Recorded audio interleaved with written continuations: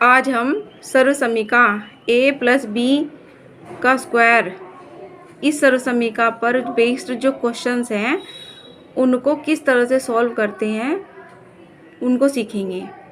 ये एक सूत्र है a प्लस बी का वर्ग बराबर a का वर्ग प्लस b का वर्ग प्लस 2ab, मतलब a प्लस बी का square is equal to a square plus b square plus 2ab। तो इस पर बेस्ड क्वेश्चंस होते हैं, उनको हम किस तरह से करेंगे। या आप ये भी कह सकते हैं कि ये एक क्वेश्चन है b+1 का वर्ग, इस क्वेश्चन को हल कीजिए या सरल कीजिए। तो इस तरह के क्वेश्चन को हम किस तरह से हल करते हैं, इन तरह के क्वेश्चन को हम इस सूत्र के मदद से हम इस तरह के क्वेश्चंस को सॉल्व करते हैं। तो अब हम क्या करेंगे कि हम इस पर इस सूत्र को अप्लाई करेंगे। अब आप देख रहे हैं कि ये b+1 है, तो ये बिल्कुल इस तरह का इसका रूप है। देखिए, इसको a मान लीजिए प्लस इसको b मान लीजिए, तो a प्लस बी का वर्ग बिल्कुल इसी तरह से लगभग ये क्वेश्चन है। अगर हम इसको a मान लें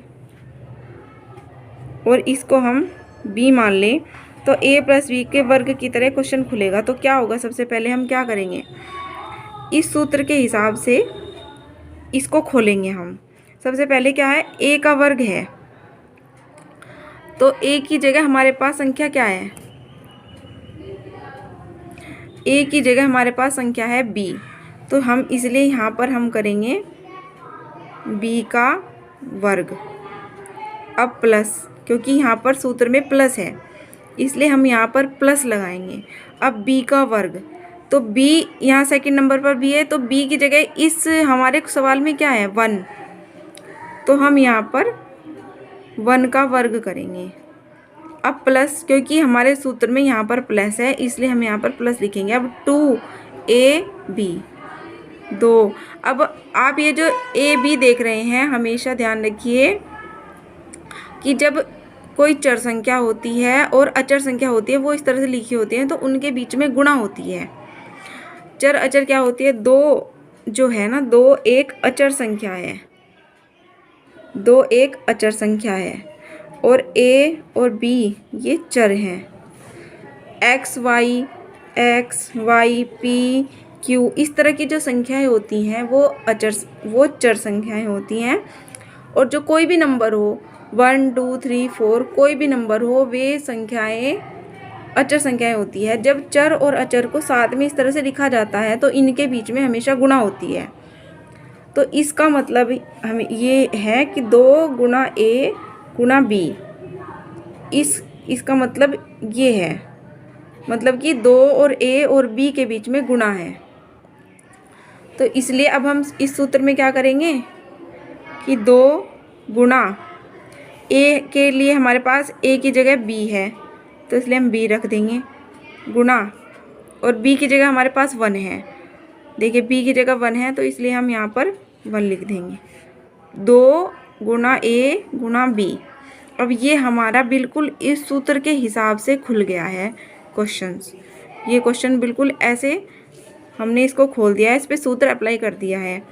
अब b का जो घात 2 है, b का स्क्वायर वो ऐसे b ऐसे लिखा जाएगा, b स्क्वायर प्लस 1 की घात 2 यानी कि 1 गुणा 1 प्लस, अब इसकी और इसकी गुणा होगी क्योंकि ये संख्या चर है, चर में गुणा करने पर हमें कुछ नहीं आएगा। इन दोनों को इस तरह से इकट्ठे लिख दिया जाएगा। जो नंबर है उनकी गुणा होगी, 2 एकम 2 और साथ में आ जाएगा b। अब देखिए, b स्क्वायर प्लस 1 एकम 1 प्लस 2b, ये हमारा आंसर है। मतलब ये जो क्वेश्चन है हमने इस सर्वसमीका के हिसाब से, इस फॉर्मूले के हिसाब से ये हमने सॉल्व किया है। इसी तरह से हम एक एग्जाम्पल और ले सकते हैं। मान लीजिए हमारे पास है c+5, ये है, तो इसको हमें इस फॉर्मूले के हिसाब से हमें इस क्वेश्चन को करना है। तो कैसे करेंगे, ये हमारा मान लीजिए ए है और ये बी है, क्योंकि बिल्कुल इसी तरह का इसका रूप है, ए प्लस बी का वर्ग। अब ये भी बिल्कुल इस सूत्र के हिसाब से खुलेगा।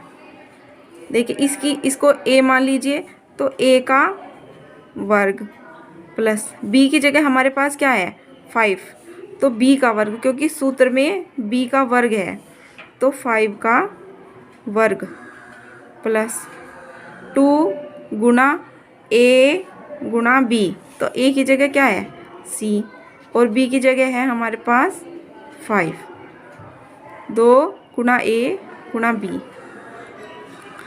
अब हम इस को सॉल्व करेंगे पूरे को, सी का स्क्वायर आ जाएगा, 5 का स्क्वायर मतलब कि 5 गुणा 5 प्लस 2 की गुणा 5 में करेंगे, 2 पंजे 10, और जो सी है वो ऐसे के ऐसे ही हम इसके साथ में लिख देंगे। अब देखिए सी का स्क्वायर प्लस पंजे पंजे 25 प्लस 10 सी। इस क्वेश्चन को भी हमने, ये हमारा आंसर है, तो इस क्वेश्चन को भी हमने इस सर्व समीकरण के हिसाब से हल कर दिया है।